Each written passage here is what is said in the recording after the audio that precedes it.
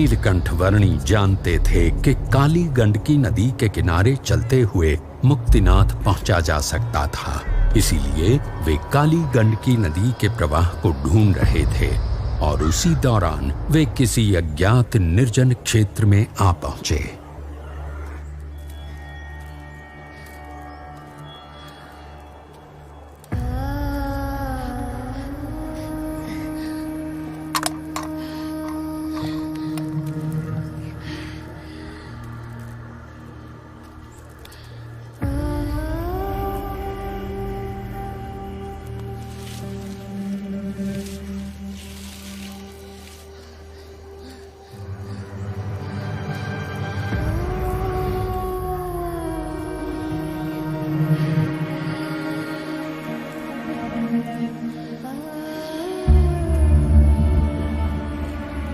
इस सुनसान क्षेत्र में धरती पर खाने या पीने के लिए कुछ भी नहीं था और आकाश में शिकारी पक्षियों के झुंड किसी भी पशु या मनुष्य के शरीर को अपना भोजन बनाने के लिए आतुर थे।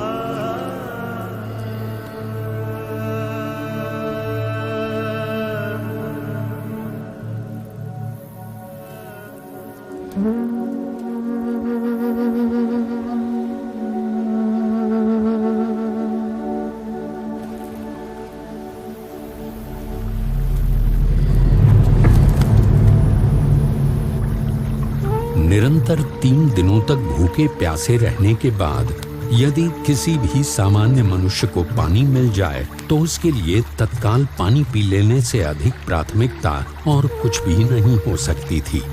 परंतु नीलकंठ वर्णी के लिए ऐसी विपरीत परिस्थितियों में भी सबसे अधिक प्राथमिकता थी उनकी भक्ति।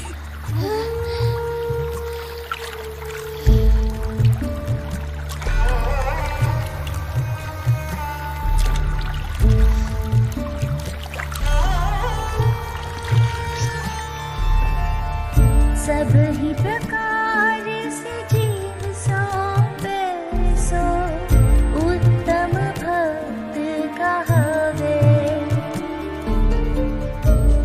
नेपाल प्रदेश में बालेवा गांव के पास नीलकंठ वर्णी को काली गंडकी नदी का प्रवाह मिल गया, जो अब मुक्तिनाथ तक पहुंचने का रास्ता तय करने के लिए उनका पथ दर्शक था।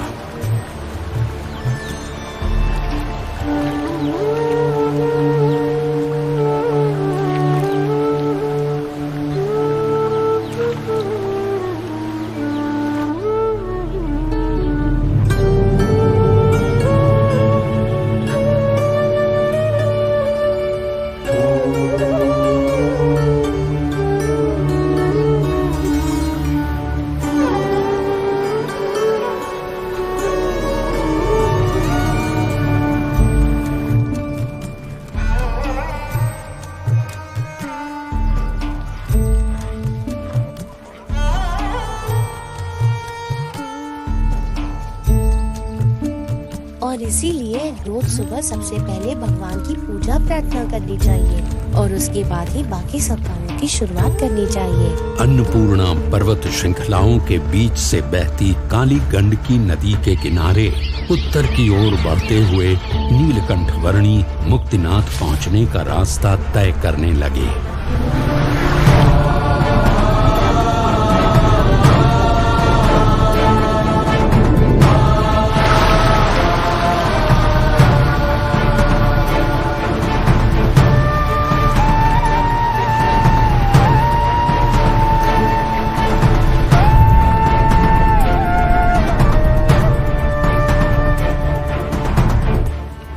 काली गंडकी नदी का प्रवाह मुक्तिनाथ जाने के लिए नीलकंठ वर्णी का मार्गदर्शक था और तातोपानी क्षेत्र से आगे किसी घाटी में से चलते समय कहीं पर काली गंडकी नदी का वो प्रवाह मानो अदृश्य हो गया।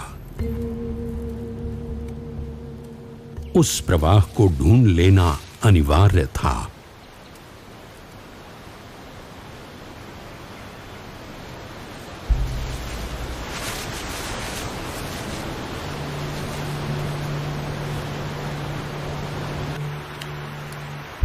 पानी की आवाज की दिशा में आगे बढ़ते हुए संध्या काल होते होते नीलकंठ वर्णी एक ऐसे स्थान पर आ पहुंचे जहां दो पर्वतों के बीच की खाई में स्थित एक गुफा में सामने से पानी का प्रचंड प्रवाह आ रहा था। मुक्तिनाथ पहुंचने के लिए यदि काली गंडकी नदी को पुनः पाना था तो यहीं से होकर जाना था। ऐसा निश्चय करके नीलकंठ वर्णी इस भयानक गुफा में से बहते हुए पानी के प्रचंड प्रवाह का सामना करते हुए आगे बढ़ने लगे।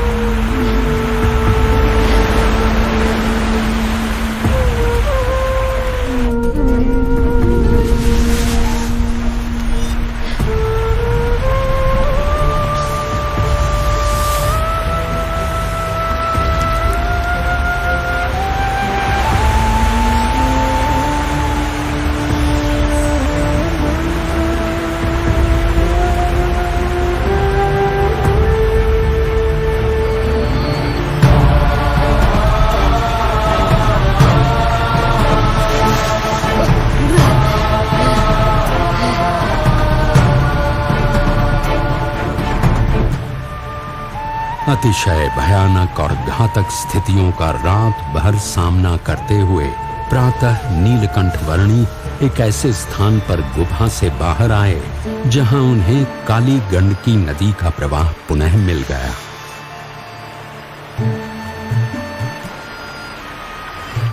मुक्तिनाथ पहुंचने के लिए पुनः काली गंडकी नदी के किनारे उत्तर की ओर बढ़ चले नीलकंठ वर्णी की कुछ हठ योगी सन्यासियों से भेंट हो गई। आप सभी हठ योगियों को हमेशा उचित साधना करने का मार्गदर्शन मिलता रहे और अंततः परमात्मा की भक्ति का उत्तम योग प्राप्त हो, ऐसी मेरी शुभेच्छा है।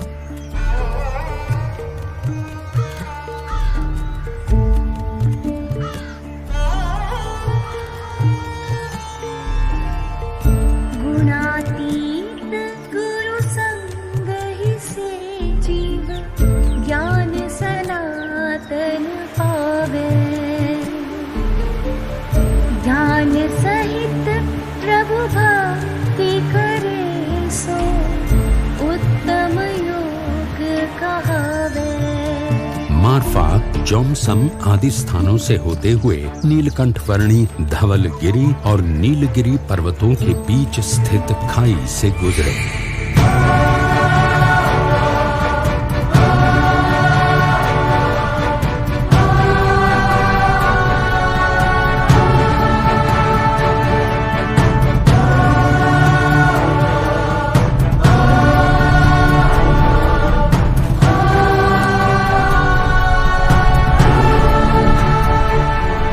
विश्व की कुछ सबसे गहरी खाइयों से होते हुए नीलकंठ वर्णी एक ऐसे क्षेत्र में आ पहुंचे जहां सबसे वास्तविक रूप के शालिग्राम प्राप्त होते हैं, ऐसा माना जाता है। ये थोड़ा बहुत शालिग्राम लग रहा है।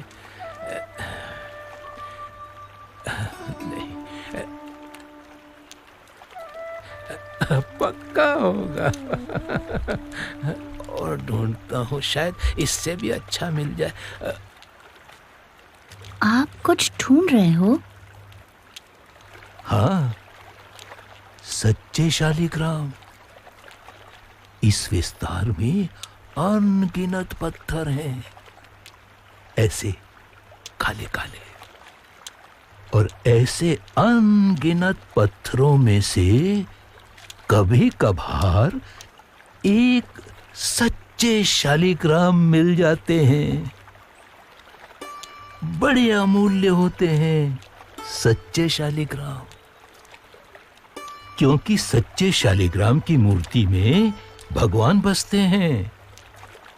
यदि वो मिल जाएं तो बस भाग्य उजागर हो जाए, कल्याण ही हो जाए अपना।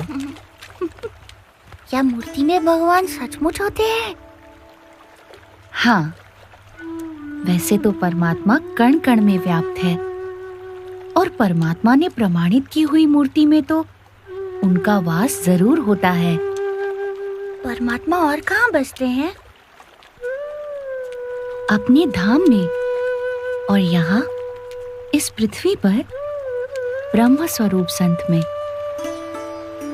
जैसे इन अनेकों में से कोई एक शालिग्राम होते हैं, वैसे अनेक प्रकारों में एक सच्चे प्रकट ब्रह्म स्वरूप संत होते हैं, जिनमें साक्षात परमात्मा का सांगोपांग निवास होता है। परमात्मा स्वयं या ऐसे ब्रह्म स्वरूप संत ही जीव को परम कल्याण का मार्ग दिखा सकते हैं। और इसीलिए उन दोनों की प्राप्ति भी अति दुर्लभ है।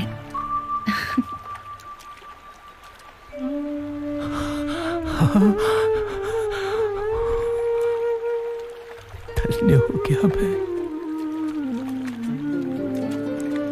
प्रणाम प्रभु। कागबेनी, रानी पौवा आदि स्थानों से होते हुए नीलकंठ वर्णी अंततः मुक्तिनाथ आ पहुंचे।